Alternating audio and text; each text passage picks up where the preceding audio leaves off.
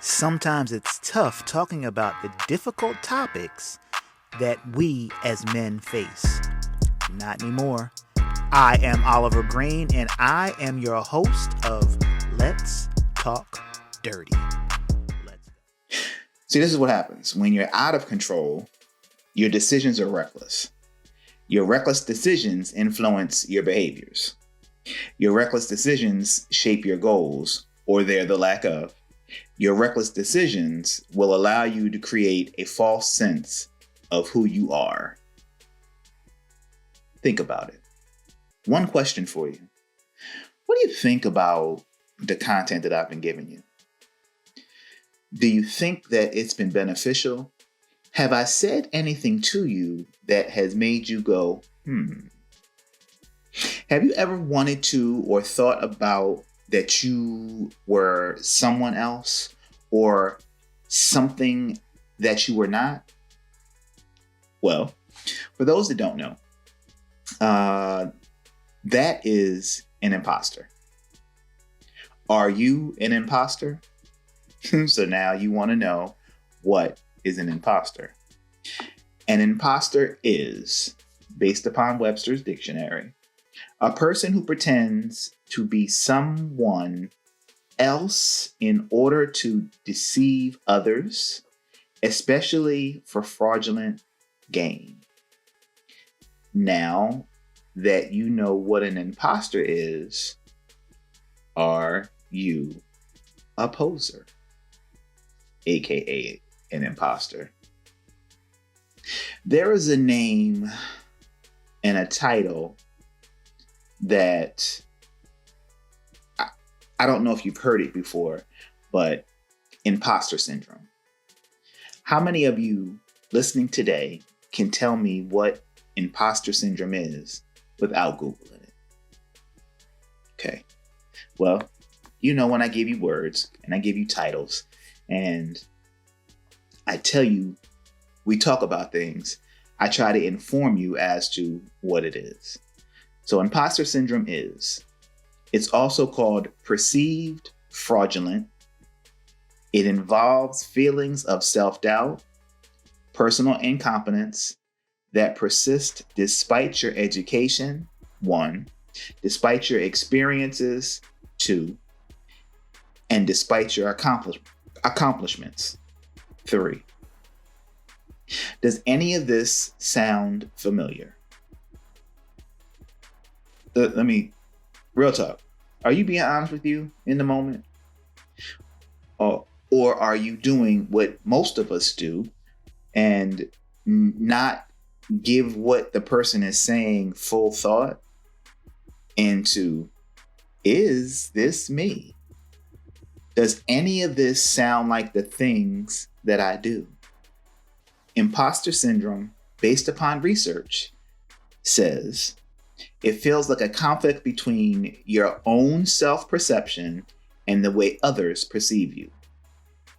Imposter syndrome feels like a conflict between what you think of yourself and the way others perceive you. I don't think growing up that we knew or called imposter syndrome what it was, because it was just kids being kids, acting as someone we say or someone that we saw or that we heard on Saturday morning cartoons. So I have a question for you. Do kids even watch cartoons anymore on Saturday mornings? Are cartoons still a thing? Do they still exist?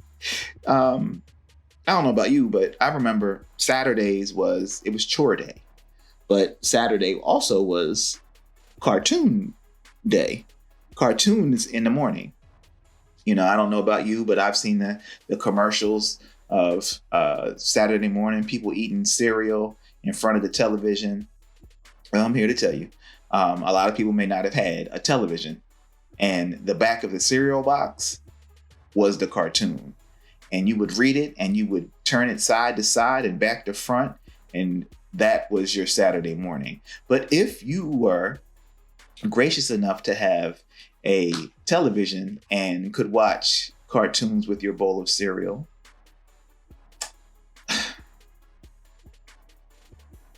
I know that I would go downstairs, I would wait, I would eat my cereal, watch cartoons, and I would hope that she didn't come downstairs anytime soon.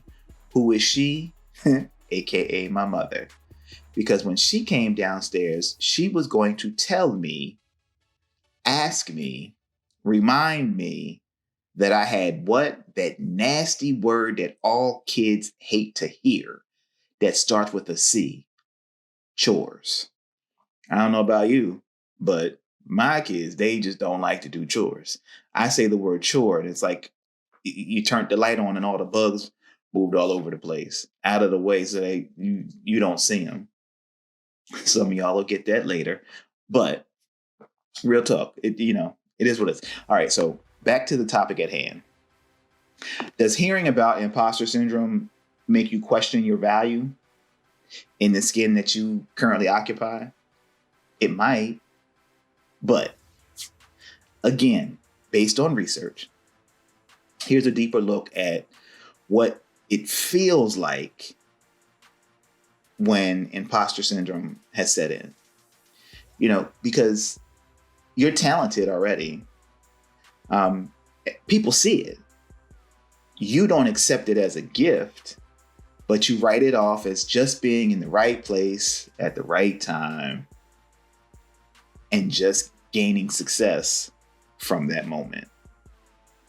Why in the world would you deny the fact of something that you have worked towards? It is in you, the gift that God has given you, and you're working to perfect it.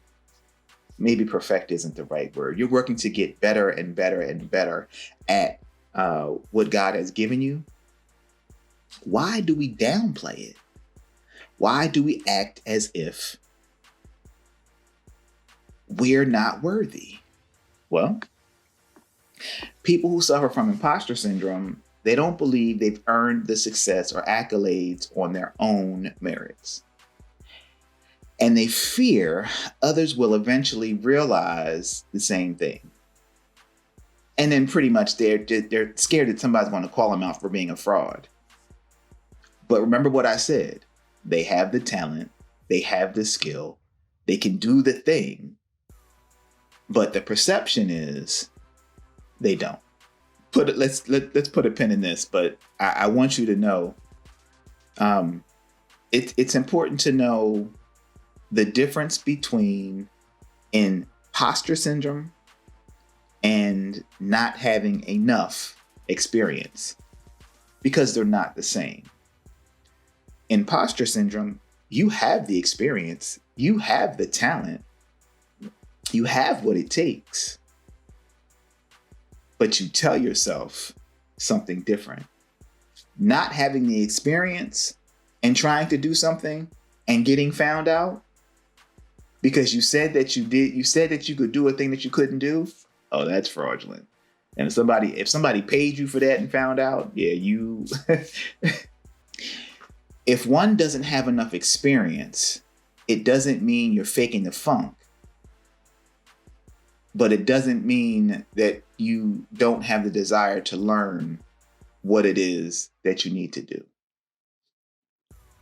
When you lack the experience, you should want to gain the knowledge and how to do and how to be better at that thing. When you're going through the imposter syndrome, you're simply telling yourself, you're allowing somebody else's perception of you to affect what it is that you do and how you do it and how confident you are in doing that or those things. Here are a couple things that imposter syndrome makes you do. Imposter syndrome makes you pressure yourself to work harder in order to keep others from recognizing your shortcomings or failures, become worthy of roles you believe you don't deserve, make up for what you consider your lack of intelligence and ease feelings of guilt over tricking people. It's none of those things. Because you've done the work, you have the credentials, you have the experience, you have the history, you've done everything. But because your perception, how you think they are perceiving you, it affects your self-confidence. And if any of you have listened to me in the past 3 weeks, and if you follow me on Facebook, Oliver Green, the third, and you will know that last month, the month of May, was Mental Health Awareness Month. And I punched it. Like I tried to bring as much awareness to the people that follow me in my community as I possibly could. Not saying that I have mental health issues, not to say that I've ever been diagnosed, but sometimes you can push yourself too hard, and the symptoms of somebody who is depressed, the symptoms of somebody who has been diagnosed with anxiety can manifest itself in you. The work that you do when you continuously are trying to quote unquote cover up for your inaccuracies, or your deficiencies that you don't have, that you think that they think that you have, it starts a cycle. Your further accomplishments don't really reassure you. So you'll do something, and to one person, it will, it'll allow them to add that to their tool belt. But to you, you do nothing. The person that's suffering from imposter syndrome is doing nothing more than considering them a product of the environment to continue the illusion of their success. So we have to get to a place where we begin to feel comfortable in the skin that we're in the things that is inside of us, the things we've gone to school for, the experiences, the work history that we have, the experiences that we've gained. We have to get to a place where that is enough. Over time, this can fuel a cycle of anxiety, as I mentioned, and depression. And you're constantly living in fear of somebody figuring something out about you that you've told yourself that isn't there, but that that is.